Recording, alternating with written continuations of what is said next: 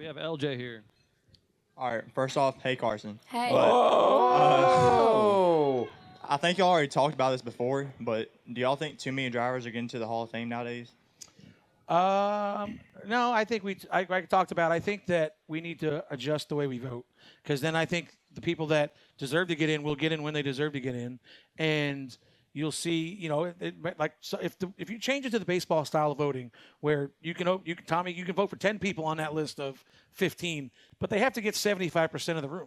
So, or, maybe not 10 people, but whatever the number is, open it up to where you can vote for more than 2 people, and you'll see people that, like Neil Bonnet, all these people should be in already, but they can't get in because they keep getting leapfrogged by Kevin Harvick or Kurt Busch or whoever. Martin Truex Jr. Martin Truex Jr. next year. So, that's where I want to see the people, they all deserve to be in there now, but they're not getting in because of somebody gets added to the ballot that's a little more deserving, so they have to wait another year and another year. And somebody like Neil Bonnet, maybe it's just me, but, Neil got killed in a race car. So, for me, that puts him a lot higher on my list because he gave his life doing what he wanted, doing what we want to do. So, I wish we could open it up a little more where you can vote for more people. And if they get 75% of the room, they go in the Hall of Fame. And some years you're going to have 5 people go in.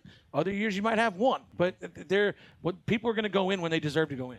And the issue I have is you look at the pioneer side of things. You pick one guy out of those that 5. That is ridiculous. That's all 5. tough. It's ludicrous that all 5 of those guys aren't already in. Yep. You sit there and tell me that Harry Hyde, who is a championship crew chief, has won a lot of big races, and by the way, was a pillar in building Hendrick Motorsports. It was like, if you talk about Hendrick Motorsports, you cannot not talk about Harry Hyde. He built that organization up.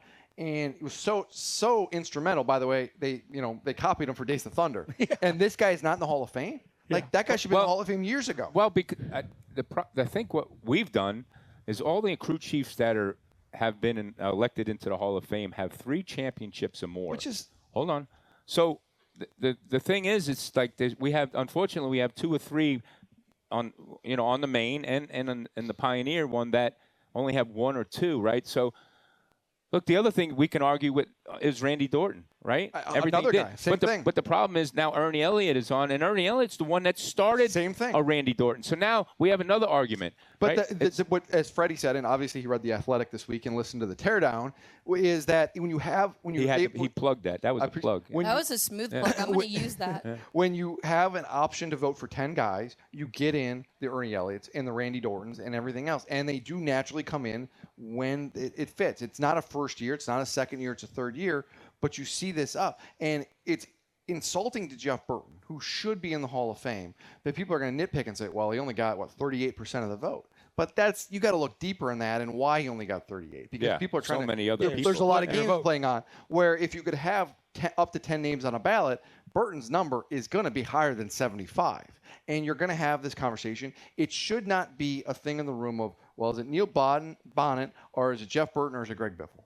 Yeah. All 3 should get in. Well, on the damn ballot. The thing is, their statistics was so close. Absolutely. Neil Bonnet actually has a more winning percentage per start than anybody, right? So it's like, there's just so many. Oh my God, the things that we would. It needs to change. Yeah. Period. I'm not disagreeing. All right. If we keep talking about it, we might get it. Hey, we're trying. We're working on it.